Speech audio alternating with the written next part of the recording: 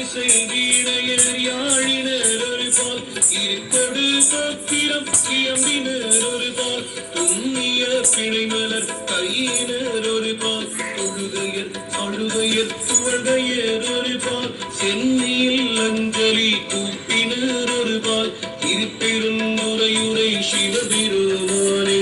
என்னையும் ஆண்டு கொண்டு இன்னர் புரியும் எந்தெருமன் பள்ளி எழுந்தருளாயே.